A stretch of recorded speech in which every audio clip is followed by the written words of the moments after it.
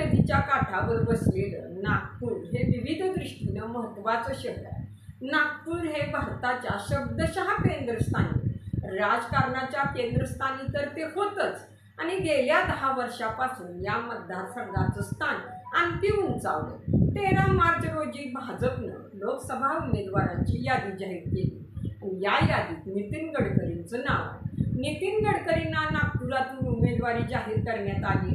नागपूरमधील सत्तेचं समीकरण कसं राहील हेच आपण या व्हिडिओमधून जाणून घेणार आहोत. नमस्कार, मी भारती आणि तुम्ही पाहताय बोल हटके. मंडळी, नागपूर शहराचा इतिहास पाहायचा म्हटलं तर नागपूर शहराची स्थापना गोंड राजा बख्त बुलंद यानं 18व्या शतकाच्या सुरुवातीला केली होती. नागपूर ही आधी मध्य प्रदेशची राजधानी आहे. महाराष्ट्र राज्याची स्थापना झाली आणि नागपूरनं आपली राजधानीची ओळख गमावली आणि तेव्हापासून ते उपराजधानीचं शहर म्हणून ओळखलं जातं. नागपूरची लोकसंख्या 46,53,570 इतकी आहे. जिल्ह्यात 14 तालुके असून 12 विधानसभा मतदारसंघ आहेत. नागपूर हा काँग्रेसचा बालेकिल्ला समजला जातो. राष्ट्रीय स्वयंसेवक संघाचं मुख्यालय असून सुद्धा तिथं कायमच काँग्रेसचा वर चष्मा राहिलाय. 2014 मध्ये नितीन गडकरींनी पहिल्यांदा खासदारकीची निवडणूक लढवली आणि त्यानंतर या मतदारसंघाचं चित्र पालटलं.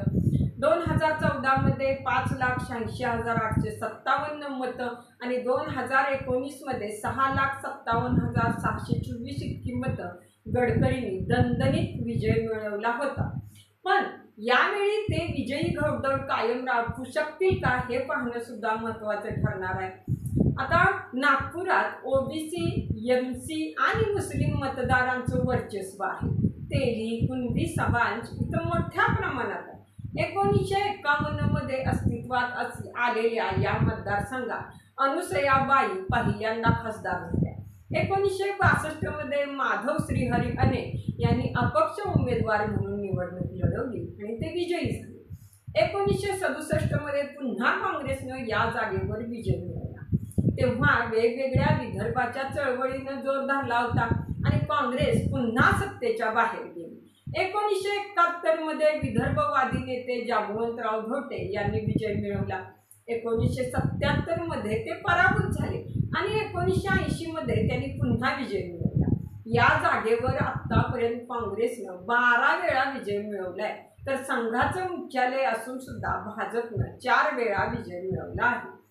जातीय राजकारण हा इथल्या मतदारसंघात कायमच महत्त्वाचा विषय ठरलाय. 2019च्या विधानसभा निवडणुकीत चंद्रशेखर बावनकुळे यांना भाजपनं तिकीट दिलं नाही. त्यामुळे विदर्भातल्या अनेक जागांवर भाजपला चांगलाच फटका बसला. त्यात मराठा आरक्षण आंदोलनामुळे इथले ओबीसी नाराज आहे. त्यामुळं त्यांना आपल्या बाजूनं करणं हे भाजपसमोर मोठं आव्हान आहे. आत्तापर्यंतची निवडणुकांची आकडेवारी पाहिली तर मुख्य लढत ही भाजप आणि काँग्रेसमध्येच झाली. असं असलं तरी 3ऱ्या क्रमांकाच्या उमेदवारालाही चांगली मतं मिळाली. 2019च्या निवडणुकीत अगदी 2 महिन्यांच्या कालावधीत प्रचार करूनही काँग्रेसचे नाना पटोले यांना 4 लाखापेक्षा जास्त मतं मिळाली होती. 2014च्या निवडणुकीतही आपच्या उमेदवार अंजली दमानिया यांना चांगली मतं मिळाली होती. संघाचं मुख्यालय असूनही इथं कायमच भाजपचा पराभव होत आला.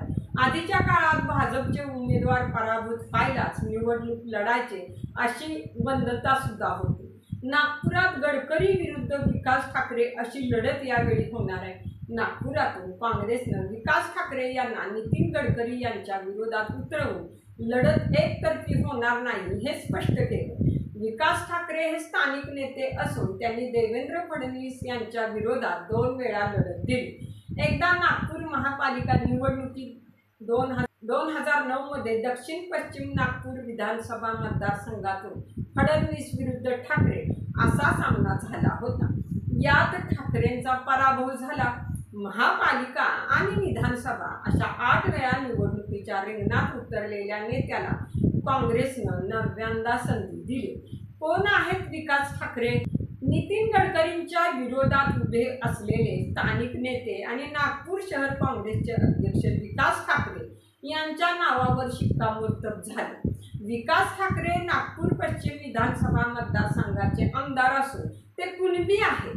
1985 मध्ये ते काँग्रेस पक्षाचे सदस्य झाले आणि त्यानंतर विद्यार्थी काँग्रेस, युवक काँग्रेस, नागपूर शहर काँग्रेस असा प्रवास करत नागपूर महापालिकेत 2002 साली नगरसेवक झाले. 2002 ते 2005 पहिल्याच टर्ममध्ये त्यांना नागपूर महापालिकेचं महापौर पद मिळालं.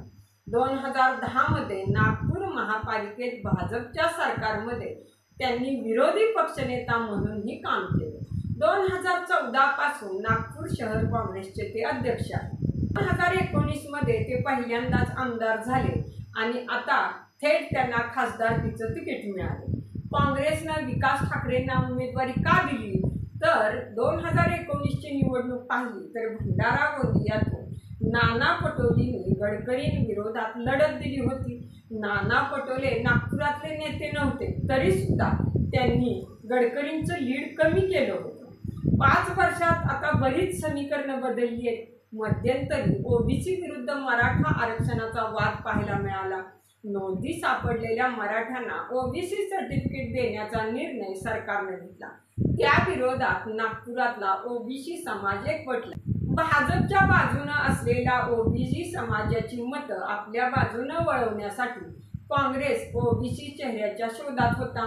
नागपुरात अनुसूचित जाती, मुस्लिम, तेली समाजासोबतच कुणबी समाजाचीही मतं जास्त आहेत. त्यामुळे विकास ठाकरे यांच्यासारखा कुणबी उमेदवार देऊन भाजपच्या बाजूने असलेली ही मतं आपल्याकडे वळवण्याचा काँग्रेसचा प्रयत्न आहे.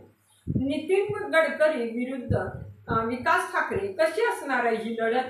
कुणबी चेहरा, शहरातल्या खाच कळग्यांची माहिती असणारा स्थानिक नेता, दांडका राजकीय अनुभव, पक्ष संघटनेवर पकड आणि नागपुरातल्या 6ही विधानसभा मतदारसंघात जनसंपर्क, जातीय समीकरण या सगळ्या साच्यात विकास ठाकरे फिट बसतात.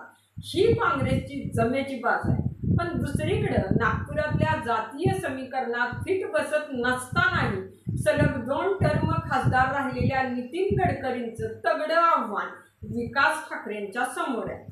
विरोधातील नेतेही ज्यांना विरोध करताना दिसत नाही असं नितीन गडकरींचं व्यक्तिमत्व आहे. शिवाय रस्ते, मेट्रो, उड्डाणपूल असा दृश्य स्वरूपातला विकास नागपुरात दिसतो. असं जरी असलं तरी नागपूरमध्ये पूर येऊन अर्ध नागपूर पाण्याखाली गेलं तेव्हा नागपूरकरांचा गडकरी यांच्या विरोधात रोष पाहायला मिळाला. आता विकास ठाकरे कोणते मुद्दे घेऊन गडकरी यांच्या विरोधात लढत देणार यावर काँग्रेस उमेदवाराचं पुढचं भवितव्य ठरणार आहे असं राजकीय विश्लेषक सांगतायत. नागपुरात विकास पुरुष असतानाही समस्यांची जंत्री आहे. 2014 पासून नितीन गडकरी नागपूरचे खासदार आहेतच. केंद्रीय मंत्रिमंडळातही त्यांचं स्थान महत्त्वाचं आहे. भारतात रस्ते बांधणीच्या कामात ते कायमच अग्रेसर आहेत. तरी त्यांचं प्रतिबिंब नागपूर शहरात दिसत नाही. नागपुरात अनेक नवीन रस्ते तयार झाले आहेत, फ्लायओव्हर तयार झाले आहेत, मेट्रो ही जोमात धावते आहे, रस्त्यांचं सिमेंटीकरण होत आहे. असं असलं तरी रस्त्यांची समस्या नागपुरात सुटलेली नाही. अनेक अंडरपास बांधले गेले मात्र नागपुरात येणारा पूर ही एक नवी नागरी समस्या म्हणून उदयाला आली आणि त्यात हे अंडरपास पाण्याखाली गेल्याचं सुद्धा नागपूरकरांनी पाहिलेलं आहे. पण आता नागपूरमध्ये विकास पुरुष नितीन गडकरी निवडून येतात की विकास ठाकरे निवडून येतात हे पाहणं महत्त्वाचं ठरणार आहे. पण तुम्हाला याबद्दल काय वाटतं जरूर कमेंटमध्ये व्यक्त व्हा. व्हिडिओ आवडल्यास लाईक करा आणि आपल्या बोल हटके या यूट्यूब चॅनेलला नक्की सबस्क्राईब करा.